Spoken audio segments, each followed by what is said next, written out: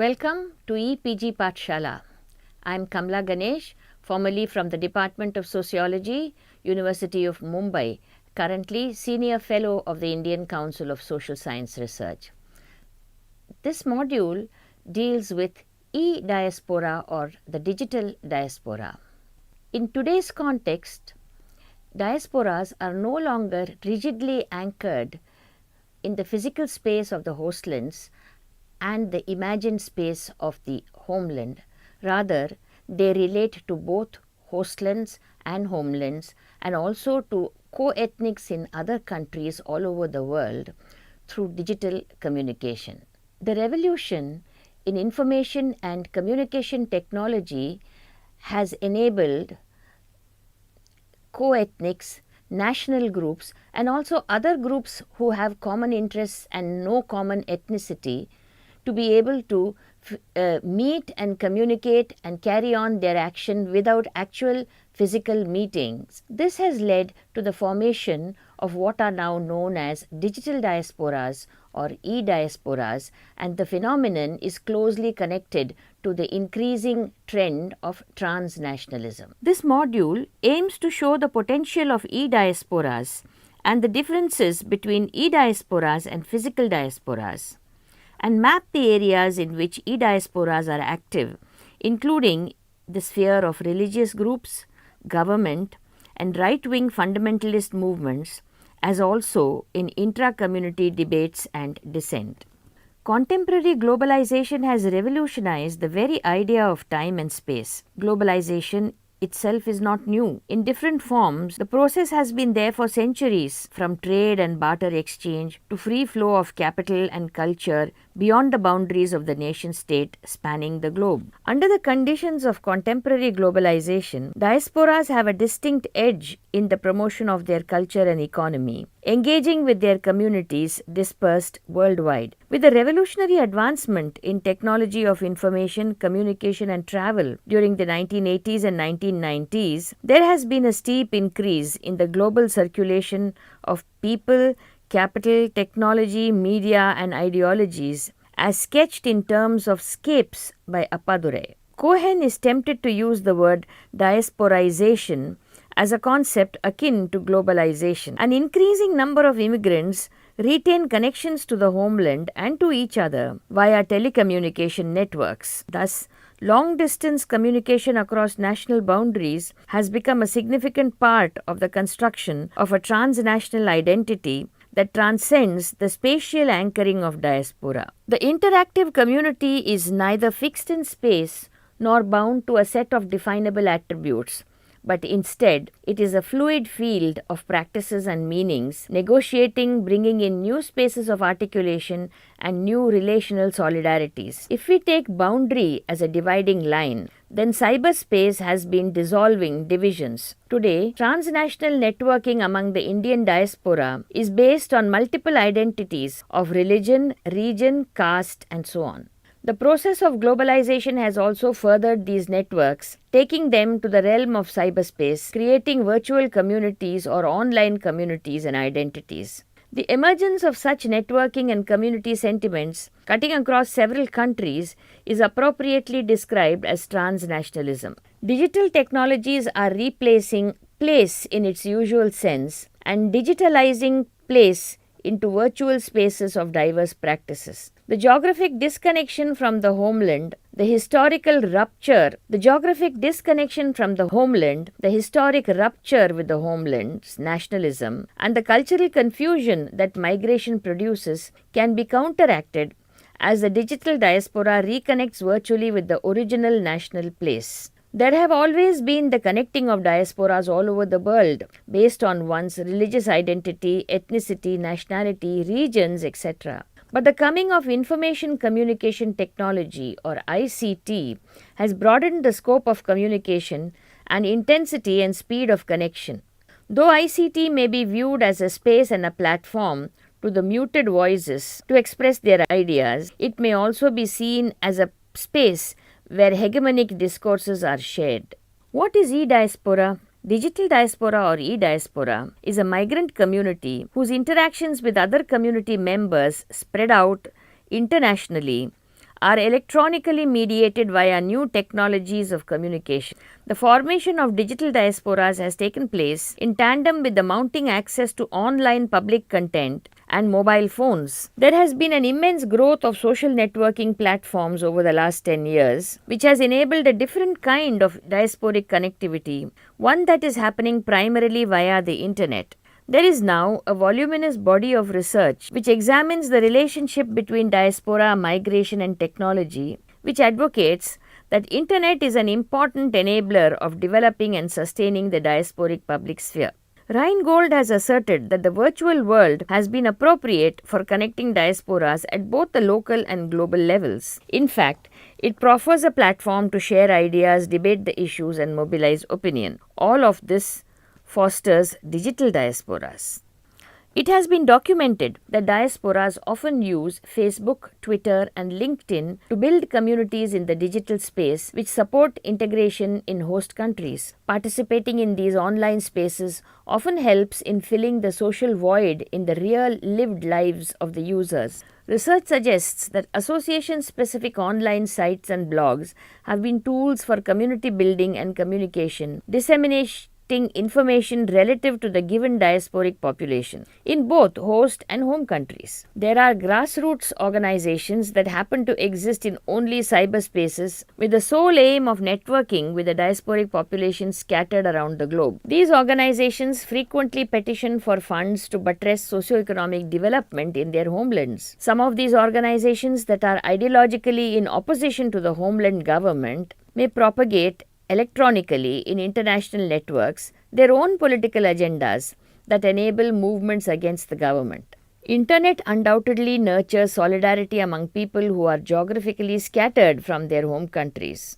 Many studies have documented online practices that have influenced diasporic subjectivity in significant ways. For instance, many people from the diasporic communities feel that internet offers a safe space where they can negotiate their sense of self and express their hybrid identities to articulate what it means to be a member of a particular diaspora. The virtual world thus plays its part in the representation of diasporic life. Now we come to the question of how E-Diasporas differ from physical diasporas. An E-Diaspora is a migrant collective that organizes itself on the internet. Its practices involve interactions which are improved by digital exchange. It is a heterogeneous and dispersed collective whose existence is determined by a common direction which is constantly renegotiated as the collective evolves. It does not necessarily include face-to-face physical interaction. Over the last few years, Government of India has improved its public diplomacy efforts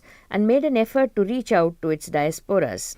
This is also connected to India's perception of the significance of the diasporas in gratifying its foreign policy objectives. Since independence, India has made enormous investment in resources to buttress its interests through high-level dialogues and cultural exchanges with other countries, but it started showing interest in its diasporas only from the 1990s. India's transformed interest in its diaspora and consideration to public diplomacy has perhaps been ignited by how China has been applying its soft power to wield its global influence. Soft power derives its potency chiefly from three resources: culture, political values, and foreign policies. India has an enormous amount of soft power, including its diverse and democratic traditions. However, this has not been utilized fully to progress its foreign policy objectives. Nevertheless, it is now endeavoring to use its digital technology and soft power in a more favorable fashion in order to engage with its domestic and foreign publics.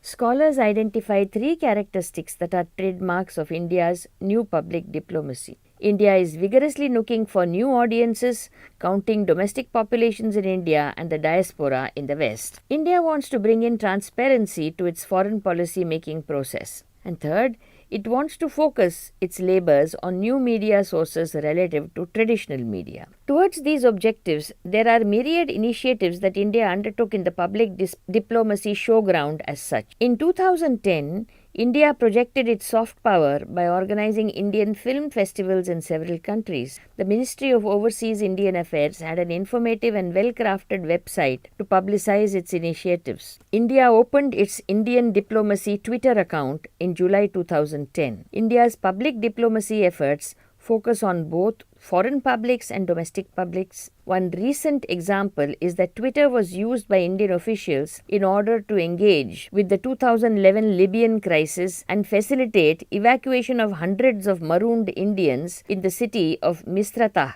Libya. A suggestion by Cowan and Arsenault was made that public diplomacy practitioners must understand public diplomacy in 3 layers. 1. Monologue or unidirectional informational flow. 2. Dialogue or flow of information in multiple directions. And 3. Collaboration based on cooperation and partnership with targeted audiences. Each layer has its pluses, and practitioners should know which to apply for productive outcomes. For example, an effective speech for monologue could invoke intense emotions. A thoughtful dialogue could lead to mutual understanding, and a productive collaboration could lead to lasting trust. Many studies have been done to understand how India and other countries are using digital media to connect with their diasporas as part of their public diplomatic efforts. Murthy's study in 2013 reveals that most countries have relied on monologue in order to improve their image or the credibility of messages. Many countries still rely on read-only websites and other similar digital media resources for their public diplomacy efforts. Ma has demonstrated how Chinese government has immensely stretched out its virtual territory, which include launching websites focusing on diasporas. Monologues can be enhanced if the public diplomacy messages are in sync with a country's foreign policy so that they are credible.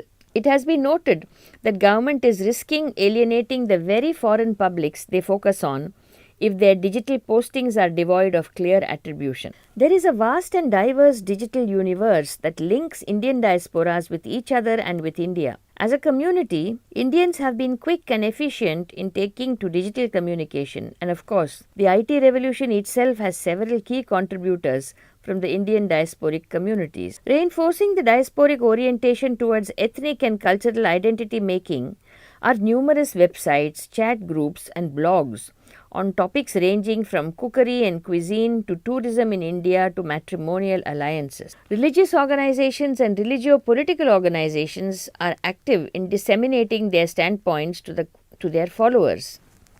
Government of India itself, in pursuance of its own pro-diaspora policy from the 1990s, has exploited digital technology to push its nationalist agenda forward. Let us now look at a few examples. Let us start with digital communication from religious and spiritual organizations. The existence of different forms of communication and technology have given rise to religious transnationalism, including the flow of ideologies, mass movements, access to information, etc., using various online sites as a means of spreading religious ideas. A number of New Age Hindu sects, for example, have followers and devotees who are Indians living in India and also the Indian diaspora, and furthermore, they also include non-Indians. The headquarters are usually in India, and there are often branches or chapters in major metropolitan centers of Europe, North America, and elsewhere, wherever there is a big group of devotees. Many of these organizations are wealthy and also have talented followers who can manage their online activities efficiently. For keeping the scattered devotees bonded together and their devotion and loyalty to the sect intact, the internet is used extensively as a tool for communication. Digital Hindu nationalism provides us with a particularly relevant case study to examine the relationship between politicization of religion, migration, technology, and transnationalism. It demonstrates the trajectory of a mobile Hindu nationalist elite and offers a startling example of how an offline network is translated online. Furthermore, it enables a better insight into understanding a global movement's universalist ambitions. Therwath has asserted that the content analysis of pro-Hindutva websites is an effective method to assess variations in discursive strategies of online Hindutva. She has given a brief preliminary history of the main pro-Hindutva outfits after analyzing 228 websites. Firstly, about Hindu nationalist groups now based in the USA and how Hindutva has become an offshore ideology. Secondly, the controversial and illegal nature of pro-Hindutva activities have led to strategies of online prudence. The concept of Hindutva comes with a specific political agenda that aims to create a Hindu nation state. The main defender of Hindutva ideology is the Rashtriya Swayamsevak Sangh, which was founded in 1925 in Maharashtra. This organization functions via a heavy network of about 50,000 local shakhas or branches where physical and ideological training is offered to over 2.5 million activists by the cadres. The RSS has become the chief of a centralized structure with plentiful specialized offshoots and sections. The whole structure is called collectively as the Sangh Parivar. The effort at transnationalizing these networks at first occurred in an unplanned way through individual initiatives and pre-existing family networks. However, it has been documented by Jaffarlot and Therwot that from the 1970s to the 2010s, the Sangh Parivar initiated a number of branches abroad and transplanted its dense structure in every country where its existence was recognized. Swiftly, the World Wide Web ascended to prominence as an outreach medium towards Hindus settled in the West and particularly in North America. As Helen says, the mobile Hindu elite who are receptive to Hindutva are also well acquainted with the ICT and web. Pro-Hindutva activists were prevalent on Usenet forums as early as 1985. The Sangh Parivar since then has considered using new methods to exploit the web. In 1996, the RSS began the Global Hindu Electronic Network (GHEN) through the Hindu Students' Council. 1999 saw the launch of Cyber Shakhas online. The first one was inaugurated in September 1999 from New Delhi. Later on, Skype Shakhas and E-Shakhas were formed. RSS understood rapidly the potential of the web so that it could bind together a heterogeneous and geographically spread out community and alter it into an imagined community. All this happened along with the waning of shakhas in physical form in India. RSS realized that web offered a chief tool for their goals. In order to explicate the structural differences between online and offline nationalist networks, a corpus of 147 websites has been compiled since July 2011, starting from a few core RSS websites that were trawled 4 times till a satisfactory, if not absolutely exhaustive list of pro-Hindutva groups was obtained. About 80 additional websites stand out as the periphery of the corpus. They are frontier sites, that is, they share a close proximity to the pro-Hindutva groups but do not belong to the pro-Hindutva universe. They have common concerns, dialogues, and are hence in the same virtual neighborhoods, to use Arjun Appadurei's expression. In Therwat's study, we can see that the different graphs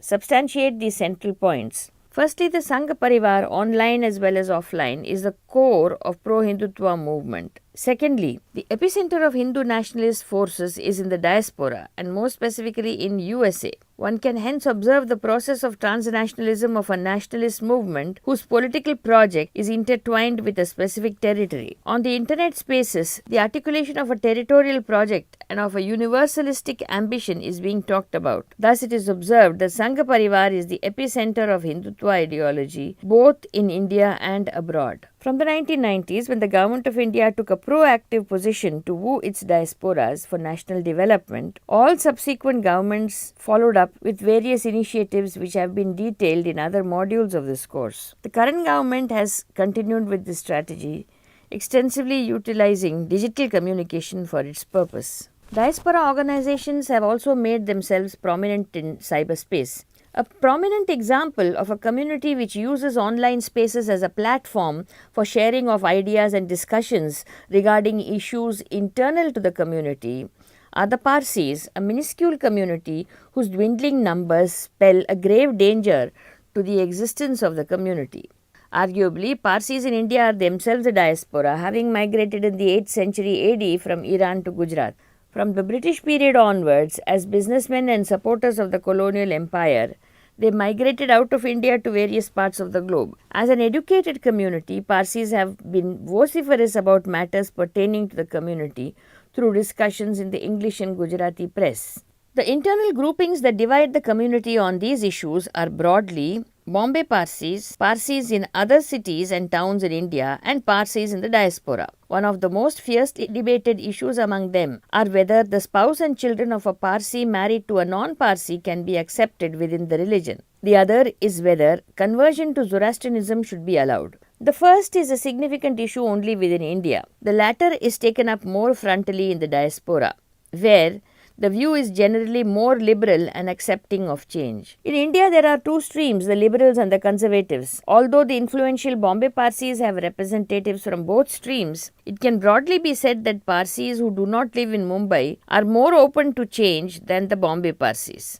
Mumbai is the stronghold of the community where its trusts and charities are located, and the influential Bombay Parsi Panchayat functions from. The diaspora community is a leading player in the debate. There are also Zoroastrians from Iran who have out-migrated and formed their own diaspora. In the diaspora, Iranian Zoroastrians and Indian Parsis interact and influence each other's views. So we can see that this small but significant community is dispersed in various parts of the globe and yet is in constant communication regarding community issues. There are numerous websites and chat groups that represent various stakeholders and diverse views which proffer a forum for discussion. Ganesh in her article tracks the digital and offline debates and their interlinkages through the various formal and informal fora in which they are expressed. She makes a mention of how diaspora in terms of social relations generally locates itself in the triadic relationship of diasporic community, host and home. On a more general note, the transnational community has penetrated the dispute as a significant player but has not displaced locality. Others have raised the same issue, that while global trends are often reinscribed in the local contexts, localities in turn are producing differentiated responses, their own forms of organization and their specific brands of racism. According to Brinkerhoff, the internet pretty much performs the same function as a physical group, that is, it provides a connection to the country of origin, eases security concerns, improves a member's quality of life, creates communities that represent hybrid identities, and encourages solidarity among members. She also articulates how the digital networks help in increasing social capital, the bonding of which gives the diasporic community its collective identity.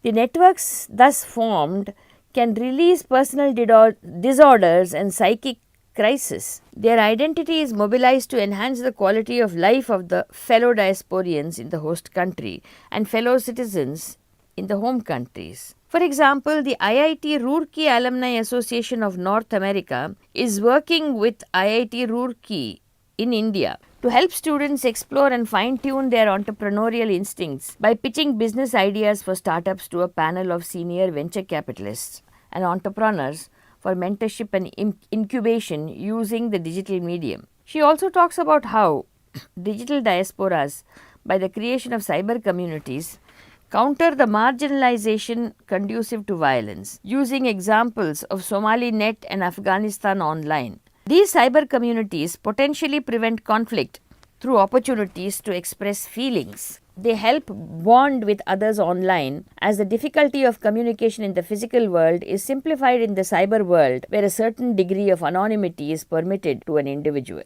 Brinkerhoff elaborates on how these digital diasporas help negotiate hybrid identity and contribute to homeland societies. Hence, it can be noted from myriad studies that sites on religion, history, culture, jobs, matrimonial sites not merely help diasporics to cope, but are also actually producing and reproducing a culture of nationalism and a shared identity. In conclusion, it can be seen that e-diasporas or digital diasporas are here to stay.